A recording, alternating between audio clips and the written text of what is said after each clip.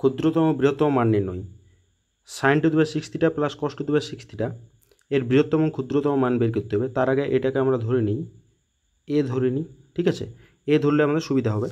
এখানে আমার ফর্মুলাটা কি, sine to the power 2n theta plus cos to the power 2n theta equal to যদি এ হয়, তাহলে এর বৃহত্তম ক্ষুদ্রতম মানটা কি হয়, 1/2 two the power n - 1 less equal to A less equal to 1, ঠিক আছে? এই ফর্মুলাটা কাজে লাগানো হবে।